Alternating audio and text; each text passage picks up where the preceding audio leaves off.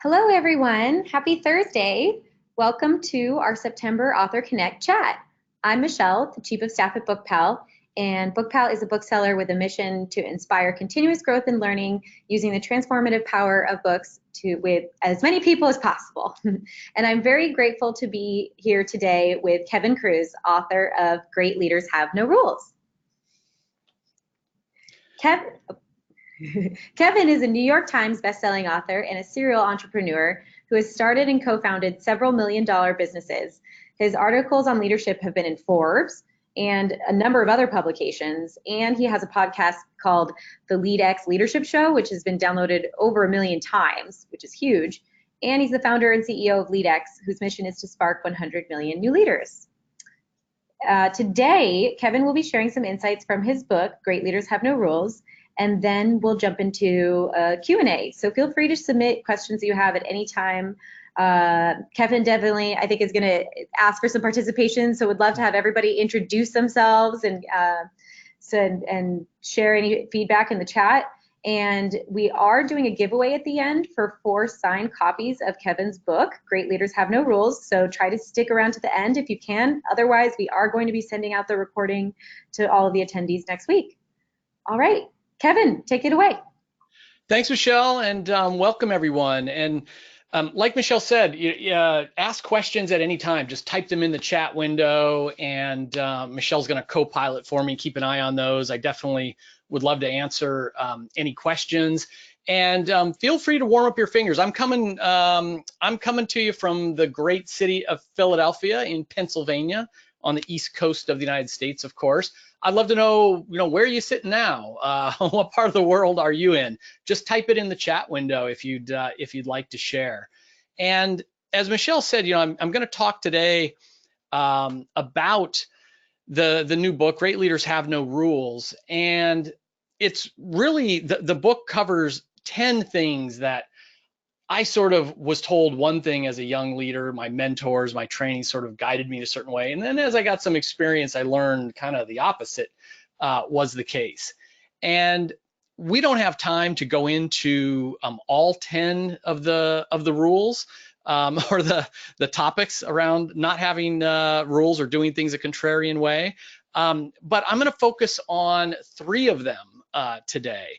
And so certainly feel free to ask questions about the things I'm talking about, 3 of the chapters that I'm going to be talking about. But if any of these other topics just grab you, lead with love, play favorites, reveal everything, show weakness, crowd your calendar, just put it in the chat, and we'll make sure we talk about that in the Q&A section. Well, let's talk about this first item, which is sort of the title chapter, Great Leaders Have No Rules. And the genesis of this idea, the genesis of the whole book happened when, it was probably 20 years ago, and I'd sold one of my companies to this bigger company called Connexa. And the CEO, trying to motivate me, did a really good thing. He said, Kevin, we've acquired your company. You're coming on board as, one of my vice presidents. You're a major shareholder and partner.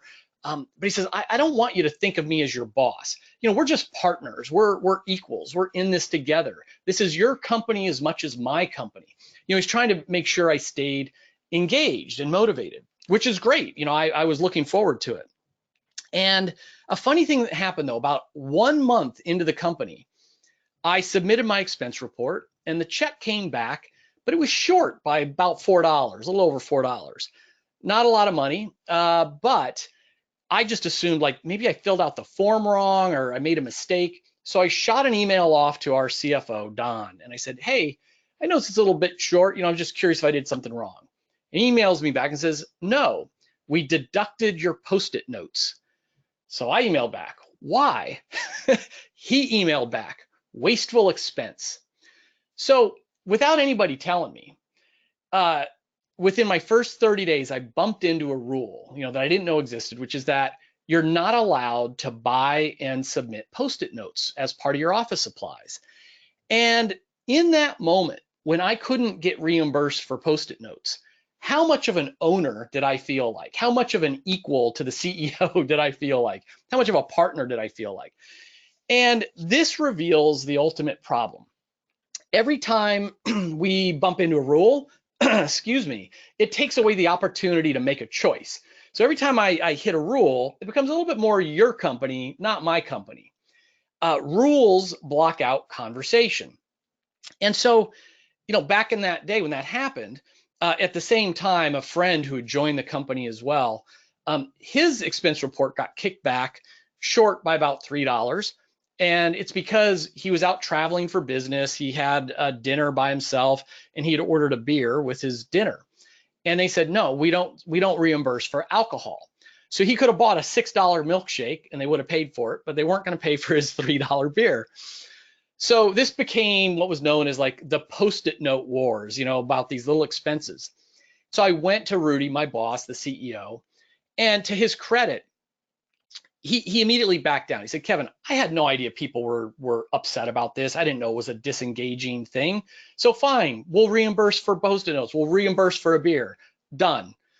But he said, let me tell you why that rule was in place. He said, one of our company values is growth and profitability, which sounds kind of like a funny value to have, but he had a whole speech about, the purpose of life is not to breathe, but you have to breathe and keep breathing in order to fulfill your purpose. And to him, profitability, cash flow, this was the breathing. This is the core thing we needed to keep an eye on in order to pursue our greater mission. And he said, I used to walk around the office and people would take Post-it notes and they'd doodle on them while they're on the phone, or they take a phone message on them. And he says, you know what I do for when I want to doodle or take a message? And he turned around and he grabbed a stack of paper. It was like the scrap paper from the printer that he had torn twice. So he had these little scraps of paper. He says, this is what I use. He says, it doesn't cost anything. So he said, banning Post-it notes was a symbol of frugality. It was just sort of underlining that value about growth and profits. And so the funny thing is, Rudy overturned the rule. I could have bought Post-it notes and gotten them reimbursed, but I never did. I was at Connexa for 5 years and I never tried to do that again because, I want to be a good partner. I want to lead and represent our values. And once we had the conversation, I got it. And I voluntarily sort of just did the behavior that Rudy was looking for. So when it comes to this idea of have no rules, it isn't that it's not saying anybody can do anything, anything goes or be a rebel. It's that rules block out conversation, rules block out choice and decision. And so if you want to maximize engagement, you do need to focus hard on hiring the right people. If you hire knuckleheads, they're going to act like knuckleheads. Once you've hired the right people, then look at your values, look at your best practices, and instead of having a rule, turn those into guardrails. Have conversations. And when somebody buys 20 beers and tries to expense it on the company, well, that's a teachable moment. That's when you give some effective feedback or you have a coaching conversation. And so that's sort of this idea of have no rules. Now, I take it to the extreme because I think leadership is leadership. There's no such thing as work-life balance. There's just life. And the same things that apply at work will apply at home. And I've got 3 teenagers. I'm going to knock on wood. I don't want to jinx it. They're great kids. They're like angel kids. And I've never had a rule. They've never had a curfew. I've never forbidden them from doing anything.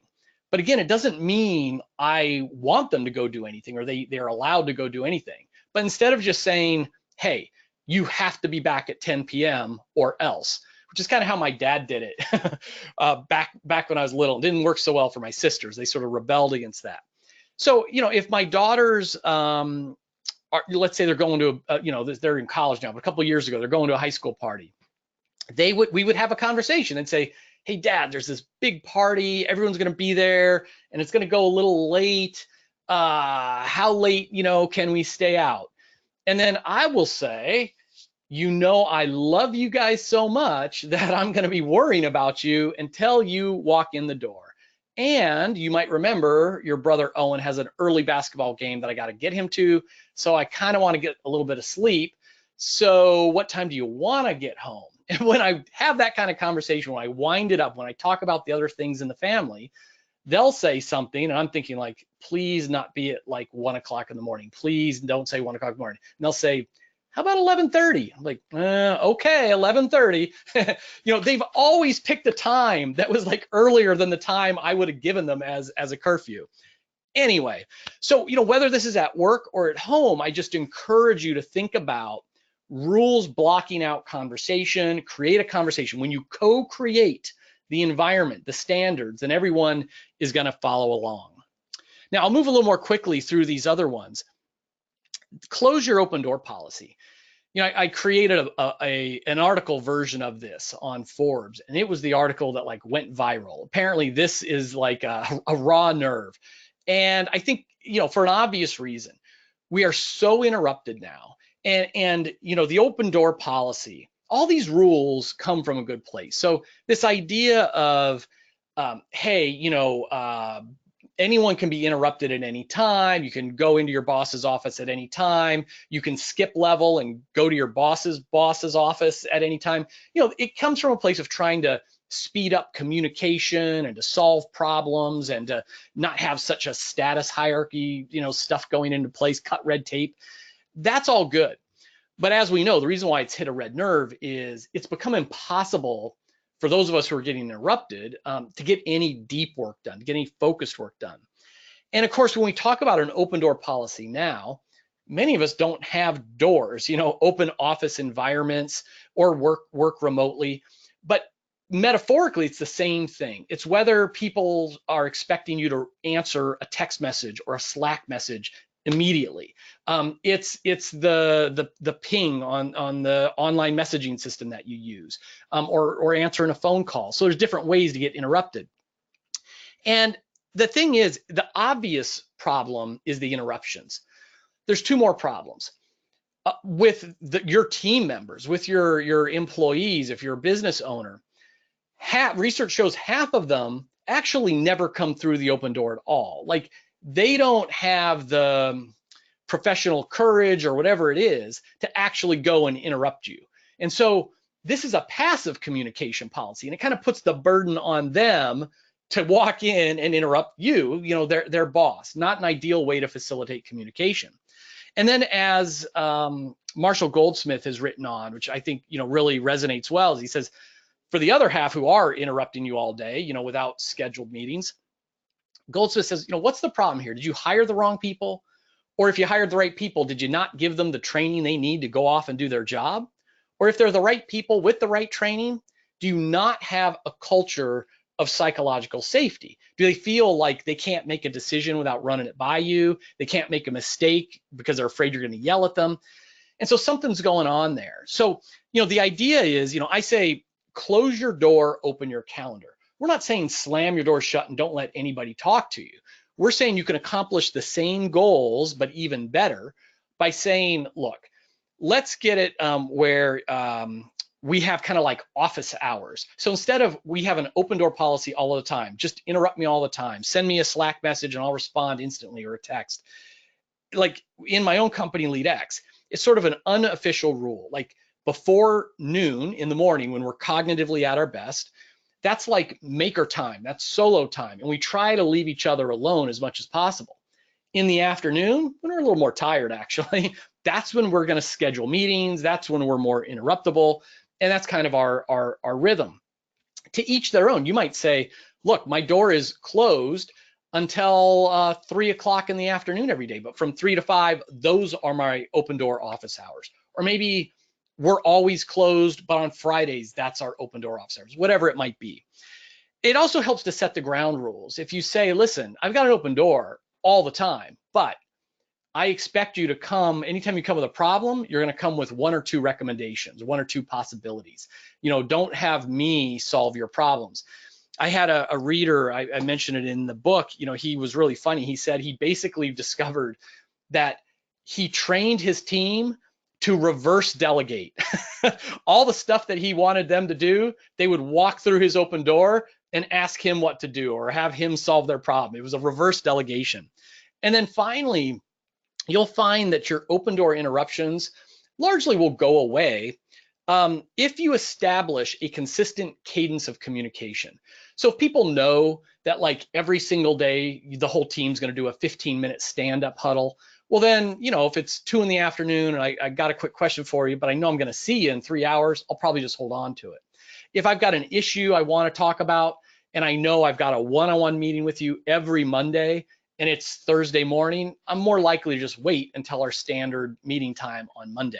So these are all ways that you can use to start to close your open door. It will actually develop and engage your team members better and let you do more focused, deep work. And then the final one I'll touch on, then we'll open it up to some questions. Friendly reminder, please feel free, just type away in the chat window. If you have a question or a comment or an idea, just type it in there. Michelle's going to keep an eye on that. And the final one I'll mention is leadership is not a choice. What do I mean by that? So, the classic leadership model from kind of 100 years ago to the 1950s, 60s, it was sort of the old command and control. It was leadership by authority, leadership by power, came from the military. And then there was a more evolved way of thinking. And people would say, leadership is a choice. You can choose to be a leader, even if you don't have any direct reports. Become empowered, choose to lead. And that's a step in the right direction. But I take it a step further. I say, look, if leadership is the same as influence, and if I've asked John Maxwell, what's leadership in a word? Influence. I've asked Ken Blanchard, what's leadership in a single word? Influence. Lots of fancy definitions out there. Boil it down. Leadership is influence. And if you accept that, then you also have to accept what the behavioral psychologists know, which is that we're influencing people around us, whether we want to or not.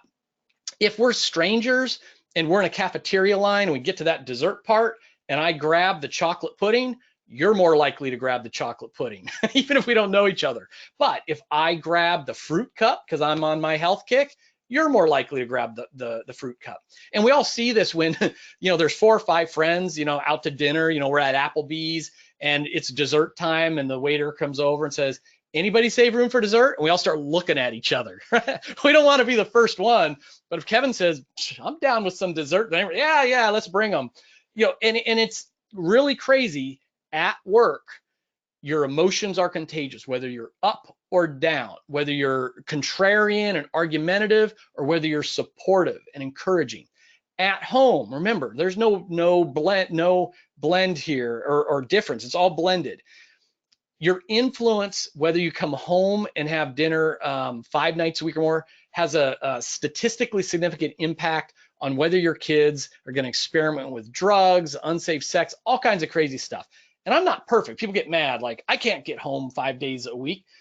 I'm not saying I can all the time either, but our actions, our behaviors influence everyone around us. So you are a leader whether you want to be or not. The question is, are you leading in a positive direction or are you leading in a negative direction? So on that note, Michelle, let's just go to some questions and comments, and I'm going to pop up all 10 chapters from the book in case people want to talk about anything else that we haven't already covered. Awesome. Thanks so much, Kevin.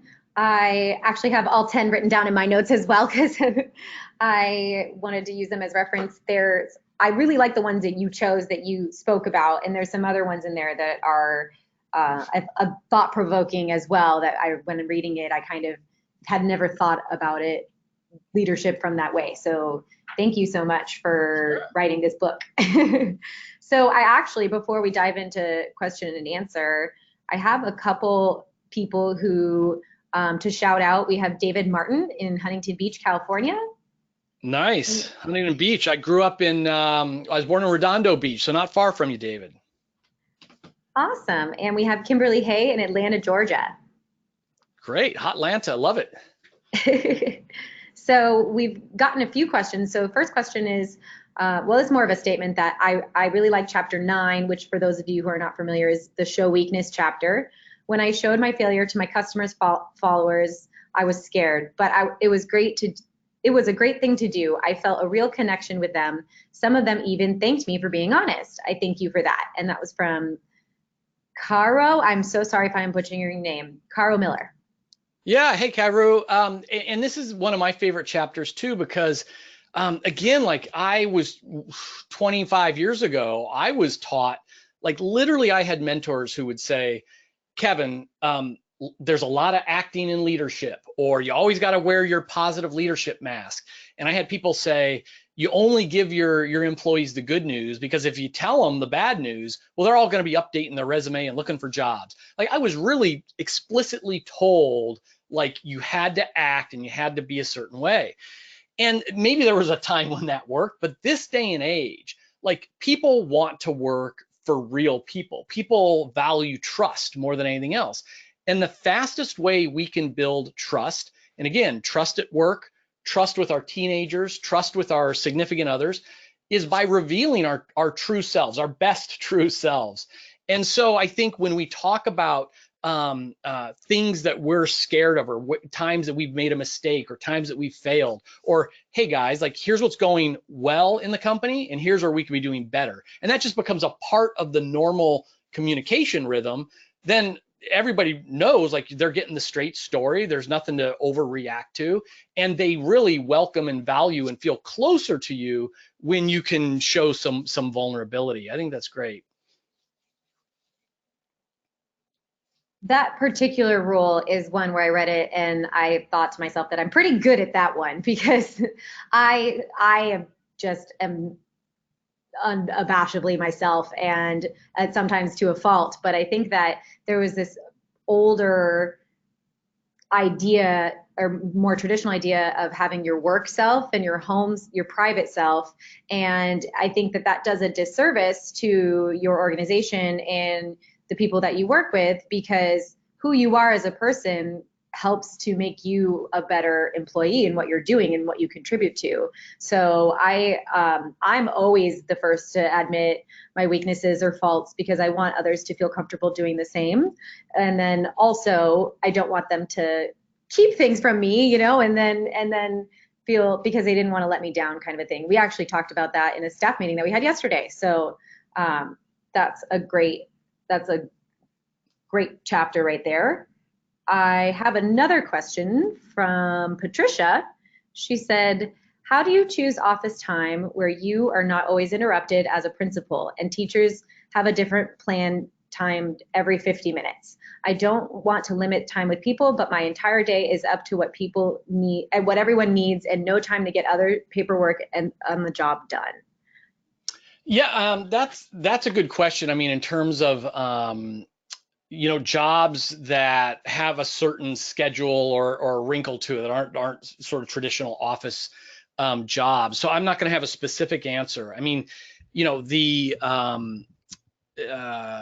unfortunate things that come to mind are my friends, who teach or lead schools and even school districts, who will say like they have to go in at X o'clock early, like at 6 a.m., at 7 a.m. or whatever that is, like the hour before everybody else arrives, to do that deep work. I don't know the right answer though, because I know, like, I think teachers are heroes. Everybody in education, I mean, are the real unsung heroes of our society. And already as it is, you're putting in these crazy hours, and it's tough to have those hours where you're not interrupted. And I don't know how realistic it is, but it's sort of, again, not necessarily making it a hard and fast rule, but saying like, hey, the first period of the day or the first hour of the school day, in general, that's when I'm going to try to put my head down and do my deep work and that important, advance the important long-term goals. And then if I get interrupted with emergencies of the day throughout the day, that's fine. But it's just sort of like picking that hour, asking as much as possible for everyone to understand, and then sticking with it. But in that kind of a role, I mean, it's tough to be unavailable. I certainly understand. Yeah, I had a similar question, which is sort of how do you handle it when your job is to put out fires and problem solve with your team members.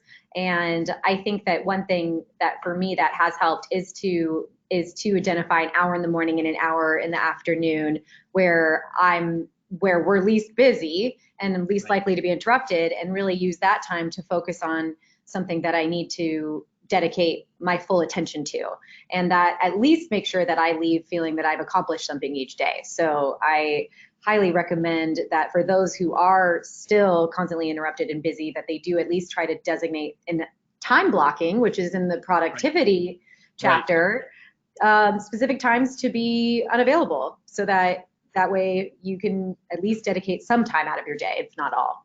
Yeah, Michelle, I'm glad you brought that up, because you're right. Like it's hard to go an entire day or half a day of like, don't interrupt me.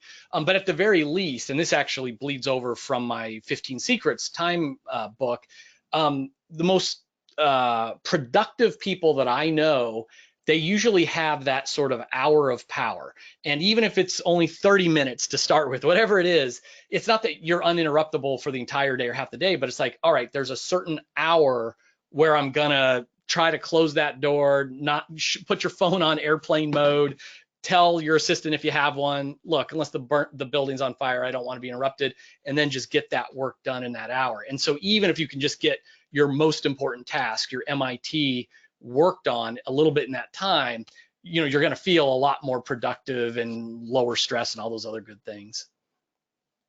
Yeah, absolutely. I'm also I just started reading 15 Secrets at every what is the full title? I should know this. I'm gonna have to pull it off my shelf or something, like, look, 15 secrets successful people know about time management. Woo. There we go. So I would highly recommend that book as well. I think the great thing about Kevin's books is that they are so easy to read. I think I read Great Leaders Have No Rules faster than any other business book I read this year. And I'm super excited for all the nuggets in that book, because productivity is a huge thing that we deal with in our environment, because we are super, super dynamic and active and have a lot of things going on at once. So the more we can optimize, the more efficient we can be with everyone. So I am excited to get through that book. And I also wanted to say that with the hour of power that you mentioned, is that what you called it? I called it, an hour of power. Hour of power. Oh yeah, you were saying that you work on the MIT. Can you tell everybody what the MIT is? Yeah, your most important task. And the idea with the MIT, it was, one of the 15 secrets was, and this was something, I once asked Dan Pink, unrelated to productivity. I just said, hey, Dan, what's something that like all of us could do right away that will change our lives? And he said that what he does every morning, he writes on his whiteboard his most important task for the day.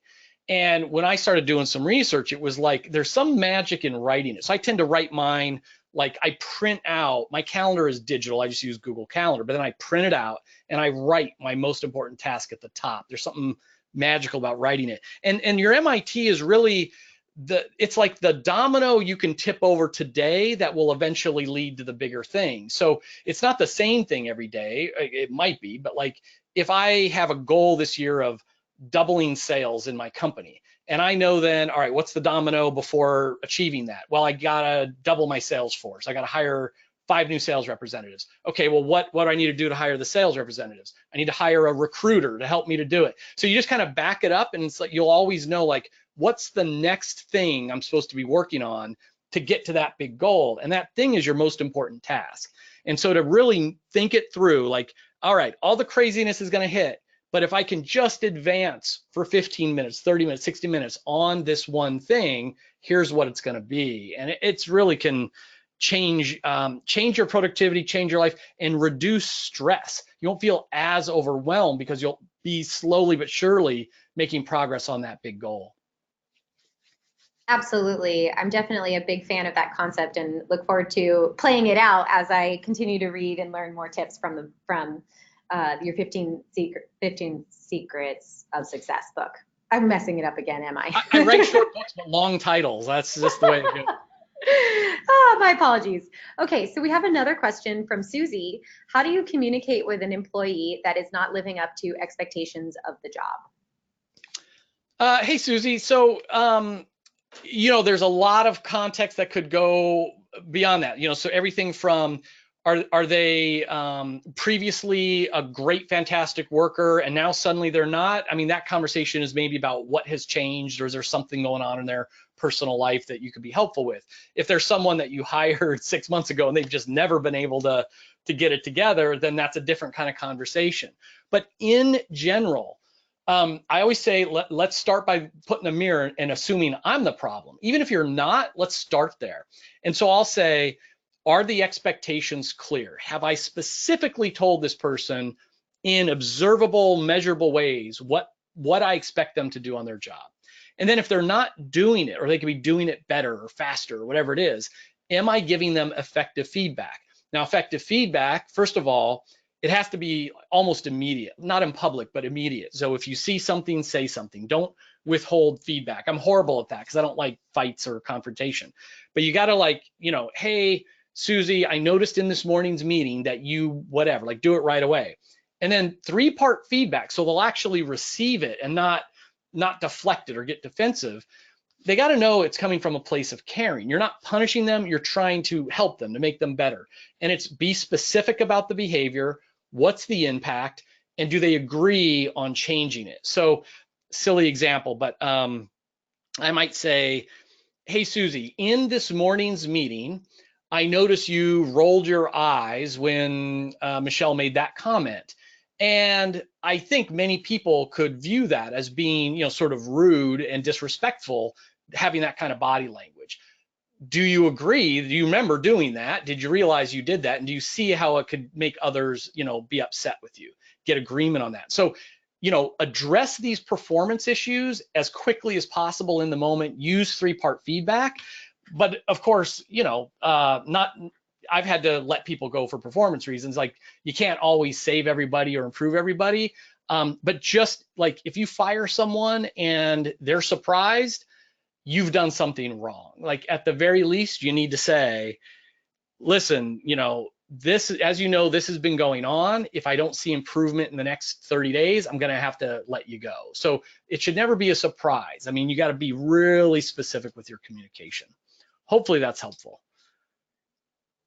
Yeah, I actually am glad that you brought this up, Susie. It reminds me of one of the chapters that we didn't talk about, which is lead with love, and the importance of separating like from love. And I think that one is so interesting. It's not necessarily having to do with poor performance, but if you're frustrated with somebody or not, you know, perhaps getting along with that particular employee, like, the question is, how do you show love to your employees even if you don't like them? That's right. Yeah, and that was this is such an important topic, and a lot of these bleed in. You know, that was one of the things that I was taught incorrectly early on, is like, Kevin, you know, distance yourself from your team members, because, I mean, God forbid you got to fire them. Like, how awful would that be if you're actually friends with them and now you got to fire your friend? But a different mentor said, Kevin, listen, if you were ever going to be laid off or fired from a job, would you rather it happen from someone who really didn't care about you, or would you rather hear that news and get support from someone who, you know, truly did have your best interests in heart? And so it might be a harder thing to give bad news to someone you care about, but they would rather you deliver that message with love. And you know, lead with love sounds like such a sort of a funny thing, but you know, it was the basketball coach John Wooden, I think, who said he would tell all of his basketball players on the very first practice, he says, I'm not going to like you all the same, but I will love you all the same. And it's, you know, we're talking about this higher level of love, like a love for humanity, a compassion, a love for fellow people. It's not, you know, an individual type love. And as long as you're leading with love, you can make all kinds of mistakes. You can give hard news, but you'll get so much better results from it. Absolutely. I think that there's I'm sure this has happened since the beginning of time, but there's just this idea that we lose a little bit of our humanity at work of, oh, it's the greedy employer versus the employees, right. And we're just a number and the employer is just the boss. And I think that what I've found value in is having conversations with people, acknowledging, hey, I know that you're a person, you're an individual, you're going through these things and whatnot. And, you know, it isn't always just it's not a matter of not caring about that person. But it's also so important for the leader to show how they care in order for that person to understand when they do Right. get to that situation, because I think that most people who do get let go don't think their employers care, and it's probably on the employer for not communicating that enough to their staff. Yeah, that's right. And, I love what you just talked about. You have to care and show that you care. And showing, it shows up in the little things. When I see people on their 360s complaining about their boss, it's like, she comes in every Monday morning and has never asked me how my weekend was.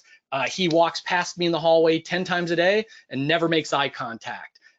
They've never called on me in a meeting. It's like little things. She doesn't remember the names of my spouse or my children. And so, you have to care, and then you have to slow down and get out of that task mode just long enough to be human to human, person to person. Hey, how was your weekend? How was Owen's soccer game? I know it was Amanda's birthday this weekend. Did you guys go out? Like, you've got to have that human connection at least a little bit. Absolutely. So I actually have two more questions on my end that I wanted to ask you. My next one is, so my favorite chapter in the book was number 8, Reveal Everything. Or I should say my favorite story was the story that you told, which is very vulnerable on your end, of when one of your staff members accidentally sent out the salaries for the entire company to everybody. Right. And I mean, that is just such a good story. I mean, what a nightmare. And so I would love to hear, you wrote a little bit about how people actually responded more positive than you expected, but what did you say to everybody? Like, how did you handle that situation once you found out? Yeah, and that was a story, in the chapter I say, it's about transparency, and I say, reveal everything, even salaries, even people's salaries, which most people think is crazy. But it sets up the story where I had walked in the office, my assistant's like, have you heard? I'm like, heard what? And it turns out that someone in, finance emailed every employee in the company the spreadsheet that showed every employee's actual salary. And it was like 2 minutes after that, her boss sent an email that said, you're forbidden to open that email you just got in your inbox, which of course everyone opened. I opened it, right? It was like, oh my gosh. And at first I was terrified, like, oh, what a headache this is going to be. Oh no, it's like, I get flushed like from anxiousness. And the reality is nobody quit, nobody complained. It was really a non-issue, but I had to stop and pause, like, well, why was I so nervous about that? And I say reveal everything, including salaries, not because you actually should reveal everybody's salary, but you should be okay with it. You should be comfortable with it. And if I wasn't, it's because I hadn't thought through enough or had confidence in the way I was allocating salaries. This day and age, first of all, you have to realize, especially the younger generations, they're all telling each other's salaries anyway.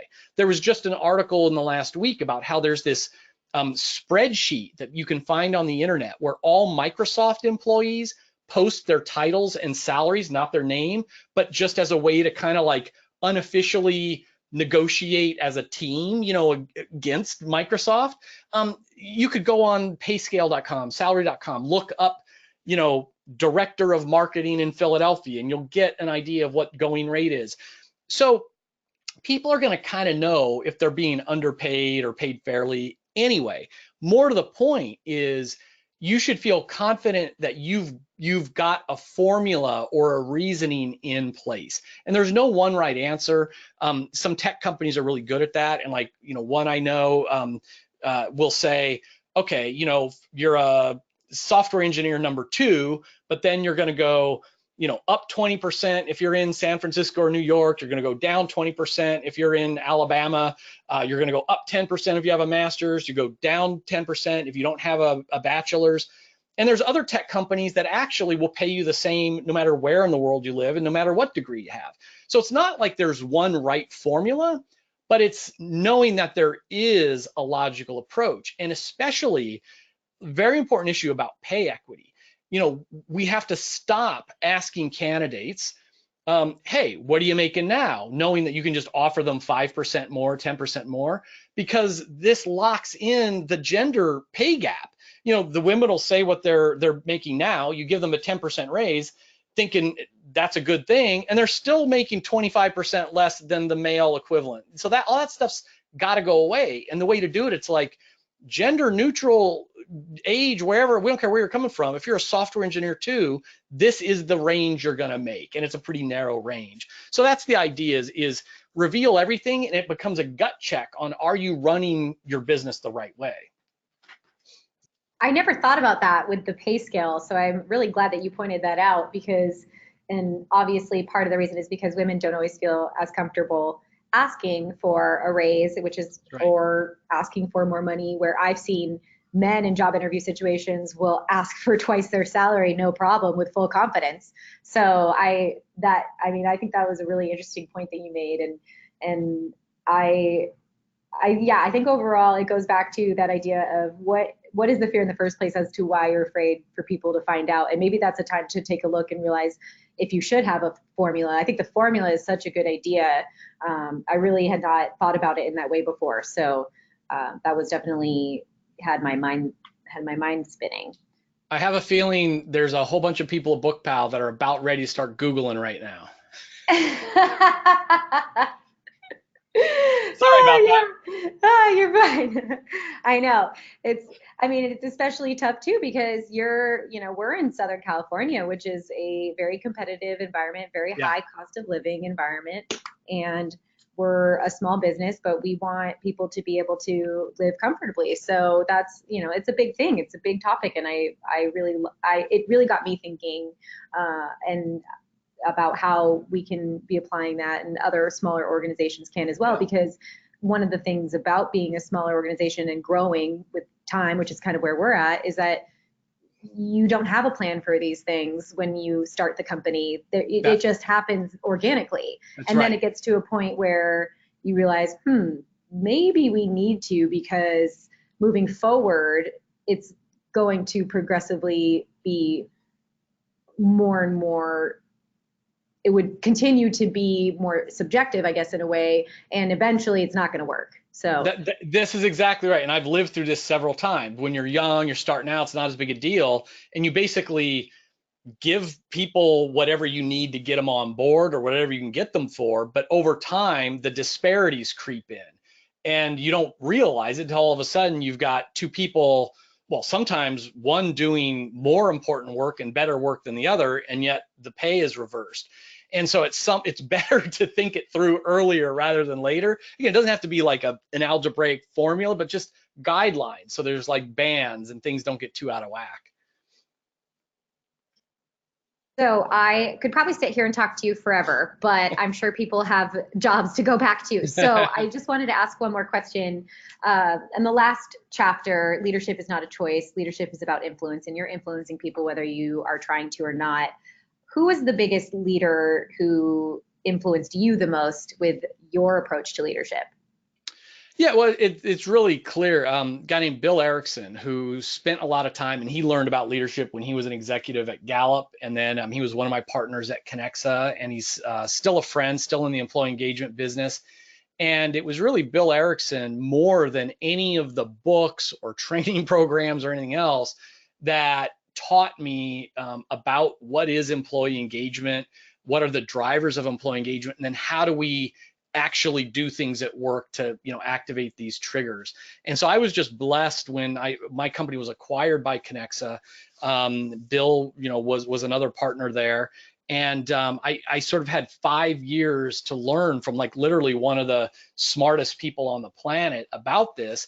And we were eating our own dog food, as they say, where we were getting quarterly employee engagement surveys on our team. So like we got a lot of data about our leadership abilities. I was a horrible boss, young and dumb in my 20s, and leading people is not in my natural nature. I'm a driver, I'm an introvert. I love sitting in my basement cave by myself, reading and writing. I'm not a natural leader, but I learned enough how to do the leadership behaviors to, get decent results. Yeah, I think that nobody really prepares you that leadership is an ongoing learning experience. So It's not just a title. That's right. Thank you so much, Kevin, for sitting down with us today. I highly recommend everybody check out the Great Leaders Have No Rules book, and also the 15 secrets successful people know about productivity. Time management. About time management. I like that. You added another word, productivity. Oh man. But honestly, they're great reads. They're super, super easy to read, very informative, and really does make you think. Michelle, hey, I just want to say thanks to you. Big fan of BookPal. You guys have been really supportive of me and my work. And thanks for putting these events on free to the public. It's not an easy thing to do. So thanks for continuing with the program. Yeah, of course. It's one of my favorite parts of the month. Great. So as a reminder to everybody, we'll be sending out a recording of the webinar next week. We do need to announce our winners of the 4 signed copies. We have David Martin, Patty Gutierrez, Nikki Collins, and Sherry Lucio. Congratulations! So my colleague Megan will be reaching out to you to send you an email to coordinate to get your signed copy. All right, so with that, thank you so much, everybody, for attending. You can email me at michelle@book-pal.com if you'd like to learn more about Kevin's book. And also, you can visit our website at lp.book-pal.com/AuthorConnect 2019. There it is. Sorry, Michelle. No problem. To take a look at our upcoming chats for the rest of this year. All right. Well, thank you so much, Kevin, and thank you, everybody, for listening in. Thanks, everyone.